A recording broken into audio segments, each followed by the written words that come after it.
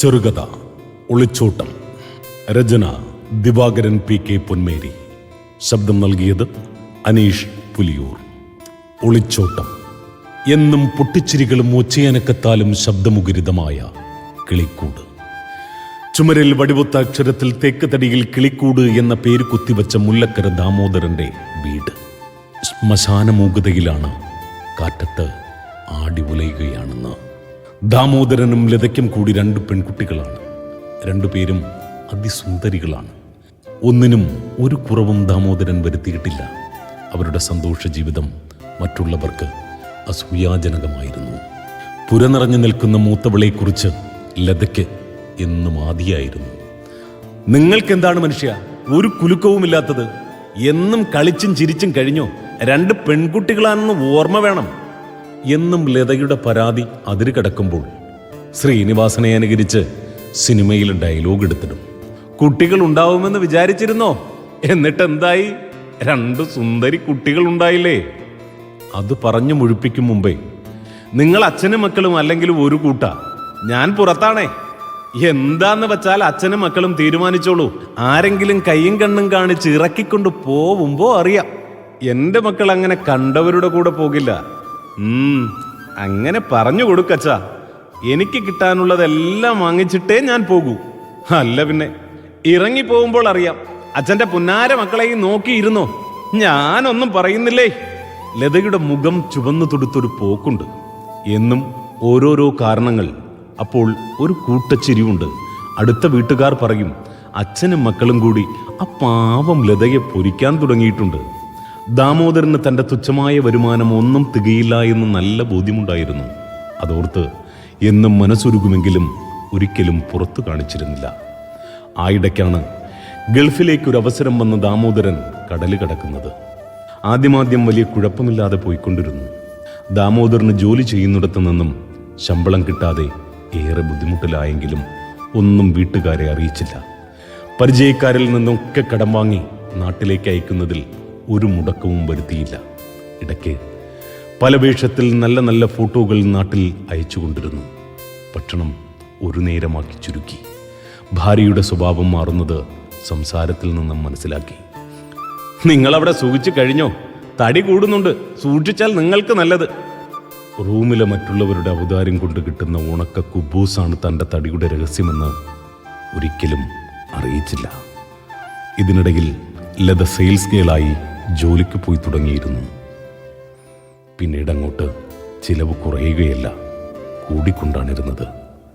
കൂടുതൽ കൂടുതൽ ദാമോദരന്റെ അവസ്ഥ വഷളായിക്കൊണ്ടിരുന്നു. പരിചയക്കാർ മാറി നടക്കാൻ തുടങ്ങി. ദാമോദരേട്ടാ, പറയുന്നത് കൊണ്ടൊന്നും തോന്നരുത്. ഞങ്ങൾക്കും കുട്ടികളും കുടുംബവും ഒക്കെ ഉണ്ട്. ഇനിയും വാടക തരാതെ മുൻപോട്ട് പോകാൻ പറ്റില്ല. മറ്റുള്ളവരെല്ലാം കുറേ നാളായി പറയാൻ നിർബന്ധിക്കുന്നേ.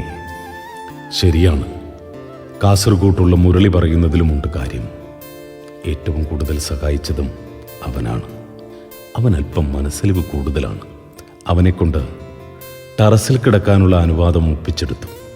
ചൂട് കൂടുന്ന അവസരത്തിൽ രാത്രി റൂമിൻ്റെ ഒരു മൂലയ്ക്ക് കിടക്കാനുള്ള അനുവാദവും മുരളി ഒപ്പിച്ചു കൊടുത്തു. ദാമോദരേട്ടാ, പുതിയ താമസക്കാരന് ബുദ്ധിമുട്ടുണ്ടാക്കരുത്. രാവിലെ എഴുന്നേറ്റ് മാറണം. എഗ്രിമെന്റ് തലകുലുക്കി സമ്മതിച്ചു. ഇതിനിടയിൽ ദാമോദരൻ തന്നെ കൊണ്ട് പറ്റാത്ത കഠിനമായ പല പണികളും ചെയ്ത് സുരുക്കൂട്ടി വെച്ച പണം കൊണ്ട് അല്പം സ്വർണം നാട്ടിലെത്തിച്ചു. നാട്ടിൽ തൻ്റെ മകളുടെ കല്യാണ ഒരുക്കങ്ങൾ ബന്ധുക്കൾ നടത്തിക്കൊണ്ടിരിക്കുകയായിരുന്നു. ദാമോദര, വീട്ടിലെ കാര്യങ്ങൾ ഓർത്ത് ഒട്ടും വിഷമിക്കണ്ട. ഓടിപ്പിടിച്ച് നീ ഇപ്പോൾ ഇങ്ങോട്ട് വരണമെന്നില്ല. അതൊക്കെ നോക്കാൻ ഞങ്ങളില്ലേ ഇവിടെ. പിന്നെ പണ്ടത്തെ പോലെയല്ല. നാട്ടിലെ ചിലവ് നിനക്കറിയാഞ്ഞിട്ടാ. എത്രയും പെട്ടെന്നേ 1 ലക്ഷം രൂപ ഇങ്ങോട്ട് അയക്കണം. ലത പറയുന്നത് ഒരു നെക്ലസ് കൂടി വേണമെന്നാണ്. അതാണ് ഇപ്പോഴത്തെ ഫാഷൻ പോലും. ഓ, അത് ഞാൻ അയക്കാം. രാത്രിയിൽ ഏതായാലും ഉറക്കമില്ല. അറബികളുടെ കാറ് കഴിക്കി കൊടുത്താൽ കുറച്ച് കാശുണ്ടാക്കാം. പോരാത്തത് ആരിൽ നിന്നെങ്കിലും കടം ചോദിക്കാം. കടം ചോദിക്കാൻ ഇപ്പോൾ മിടുക്കനാണ് ഞാൻ. അതിൻ്റെ തന്ത്രങ്ങളെല്ലാം ഞാൻ പഠിച്ചു കഴിഞ്ഞു. അളിയൻ്റെ വാക്കും ആശ്വാസമായി. എല്ലാം നോക്കാൻ ആളുണ്ടല്ലോ. ദാമോദരൻ അതിരാവിലെ ജോലിക്ക് പോകാൻ തയ്യാറെടുക്കവേ മുരളി ടെറസിൽ വന്ന് സങ്കടത്തോടെ അടുത്തിരിക്കുന്നത് കണ്ട് ചോദിച്ചു, എന്താ മുരളി നിനക്ക്? ഇന്ന് ലീവാണോ? എൻ്റെ കാര്യം ഓർത്ത് നീ വിഷമിക്കണ്ട. എനിക്കിതെല്ലാം ശീലമായി. നമ്മൾ ഗൾഫുകാർക്ക് ഇതെല്ലാം പറഞ്ഞിട്ടുള്ളതല്ലേ. ജോലിക്ക് ഒരു ഉറപ്പും ആർക്കുമില്ല. പോകാൻ പറഞ്ഞാൽ അപ്പോൾ പോകണം. കാലന്റെ വരവ് പോലെ എല്ലാവരും പ്രതീക്ഷിക്കുന്നതല്ലേ. മുരളി വല്ലാത്ത അവസ്ഥയിലായി. പറയാതിരിക്കാനും പറ്റില്ല. ദാമോദരേട്ടൻ്റെ മകളുടെ കല്യാണമല്ലേ നാളെ. ഇന്ന് ഏതായാലും ജോലിക്ക് പോകണ്ട. എന്താ മുരളി നീ പറയുന്നത്? എത്ര വർഷം ഞാനിവിടെ കിടന്നാലാ എൻ്റെ കടം വീട്ടാൻ കഴിയുക? വല്ല വിചാരവും നിനക്കുണ്ടോ? അതല്ല ദാമോദരേട്ടാ, നിങ്ങളുടെ ഭാര്യ ഒരുത്തനോടത്ത് ഒളിച്ചോടി. സ്വർണവും പണവും എല്ലാം കൊണ്ടുപോയി എന്നാണ് നിങ്ങളുടെ അളിയൻ എന്നോട് പറഞ്ഞത്. 10ാം തരത്തിൽ അവർ ഒന്നിച്ചു പഠിച്ചതാണ് പോലും. വാട്സപ്പ് കൂട്ടായ്മയിൽ പരിചയം പുതുക്കിയതാണ്. ദാമോദരേട്ടാ, കല്യാണം മുടങ്ങി. സർവശക്തിയും ഉപയോഗിച്ച് മുരളി പറഞ്ഞൊപ്പിച്ചു. എന്നായാലും അറിഞ്ഞേ പറ്റൂ. മുരളി ആത്മഗതമെന്നോണം പറഞ്ഞു. എന്താ മുരളി നീ പറയുന്നത്? എൻ്റെ കണ്ണിൽ ഇരുട്ട് പടന്നു കയറുന്നു. കാതിൽ വണ്ടുകളുടെ മൂളൽ. അതെ, ഇന്ന് ഏപ്രിൽ 1 മുരളി. പറയുന്നതിൽ സത്യമാവും. മറ്റാരെങ്കിലും ആണെങ്കിൽ ഞാൻ വിശ്വസിക്കില്ലായിരുന്നു. മുരളിയെ തുറിച്ചു നോക്കിക്കൊണ്ട് ദാമോദരൻ പദം പറയാൻ തുടങ്ങി. എന്താ മുരളി, പോയോ? എവിടേക്ക്? അപ്പോൾ എൻ്റെ മക്കൾ? മുരളിക്ക് ആകെ ഭയമായി. പറയണ്ടായിരുന്നു. റൂമിലെല്ലാവരും തന്നെ ഏൽപ്പിച്ചതാണ്. നീ പറയുന്നതാണ് നല്ലത്.